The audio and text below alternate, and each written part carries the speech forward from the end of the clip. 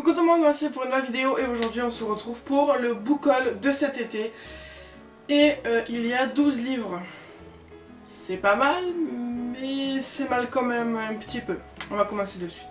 Alors pour commencer, on va parler de Percy Jackson, le voleur de foudre, donc le premier de la série, donc Percy Jackson. Je l'ai pris parce que j'ai adoré le premier Percy Jackson et je me suis dit que les livres devaient être d'autant plus mieux. Et il s'avère que j'avais déjà lu le premier tome et le deuxième tome chez une copine parce qu'elle me les avait prêtés. Et je me suis dit que j'aimerais bien le relire et cette fois-ci finir la saga, donc commencer par le premier tome. Ensuite, deuxième bouquin, il s'agit de l'amulette de Samarcande. Donc c'est une trilogie de Jonathan Stroud que j'ai reçue dans la Cube, donc la box littéraire. Et je vous mettrai en barre d'infos son unboxing et c'est un petit peu du fantastique avec des métamorphoses, des sortilèges, des apprentis, enfin bon. Voilà, ça a l'air vraiment super et je pense que je vais le prendre avec moi durant mon déménagement. Et en plus, la couverture est vraiment superbe. Ensuite, troisième bouquin, il s'agit du premier tome d'Hunger Games, donc en version papier et français, parce qu'en fait dans ma bibliothèque, je sais pas si vous allez le voir, mais là j'ai les deux premiers tomes, donc en... Oula, je vais me faire tomber. Là j'ai les deux premiers tomes en français et j'avais le premier tome qu'en anglais.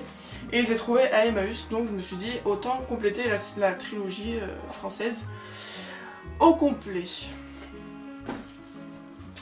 Ensuite, quatrième bouquin, il s'agit de Frisson de Maggie Stiefvater. C'était un bouquin qui me faisait envie depuis que je sais lire. C'est un truc sur les loups-garous, les choses comme ça, et c'est un petit peu dans la veine de Twilight, je pense. Et bon, j'ai jamais vraiment lu de bouquin sur les loups-garous. Donc je pense qu'il y a une première atout, et pourquoi pas lire celui-là. Ensuite, cinquième bouquin, il s'agit d'Ardesies de S.C. Stephens. Et c'est vrai que c'est un petit peu dans la veine de After, je crois que c'est même un petit peu plus hard. Mais c'est vrai que de temps en temps, lire un peu de la new adulte, ça fait pas trop de mal. Et puis bon, pour l'instant, ça m'a pas tellement dérangé chez After. Donc pourquoi pas commencer avec un des 6. Et puis bon, pour le prix et l'état qu'il est, je pense que voilà, je pouvais me le permettre puisqu'il est assez dirk. Voilà. Ensuite, sixième livre, il s'agit du premier tome de La Malédiction de l'Épouvanteur de Joseph Delaney, édité chez Bayard Jeunesse. Ce livre, c'était juste obligé quand je l'ai vu, ça faisait à peu près 3-4 ans que j'essayais de me procurer le premier tome. Et cet été, il était là, posé, en milieu des rayons d'Emmaüs, et je pense qu'il m'attendait, et du coup je l'ai acheté. Voilà, c'est un achat symbolique parce qu'il représente ma passion pour la lecture, tout simplement. Ensuite, septième bouquin, il s'agit de Shining de Stephen King.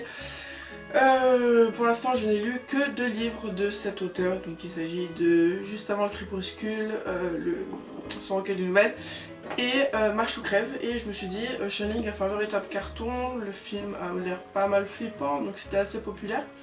Et je me suis dit, en le voyant, que j'allais peut-être me plonger dans cet univers de Stephen King. Et en plus, la couverture fait vraiment beaucoup flipper. Voilà. Ensuite, huitième achat, il s'agit du Da Vinci Code, un gros pavé. Et c'est pareil, ce roman, je l'ai acheté parce que tout le monde l'a lu. Tout le monde dit que il est connu pour être une œuvre d'art. Il y a même un livre qui existe pour pouvoir le décoder. Et je me suis dit, il est là, il est devant moi, pourquoi pas le prendre, je l'ai pris. Ensuite, huitième bouquin, il s'agit d'Harry Potter et le prince de sang mêlé. Là aussi, vous comprenez, tout Harry Potter, donc je les ai spoilés. Tous Harry Potter sont ici et il me faut compléter la série, donc Harry Potter au format poche. Et il me manque plus que les reliques de la mort pour avoir la série complète. Ensuite, neuvième livre, je crois, il s'agit de Juste une ombre de Karine Giebel. Vous connaissez probablement mon amour pour Karine Giebel. Une fois avoir lu 2 de ses livres et l'avoir rencontré en vrai, je me suis dit c'est obligé que je me procure Juste une ombre parce que il a l'air totalement flippant et il faut le dire, il est vraiment magnifique, il donne envie et je connais l'écriture de Karine Giebel et je pense que ça sera un véritable coup de cœur. Ensuite, 9e ou 10e bouquin, je sais plus, il s'agit de Les Fourmis, le premier tome de Bernard Werber. Là aussi, en tant que fan de fantastique, fantasy SF, tout ce milieu de l'imaginaire, je ne pouvais pas me prétendre aimer à folie cet univers sans avoir lu un Bernard Werber, qui est quand même un des précurseurs.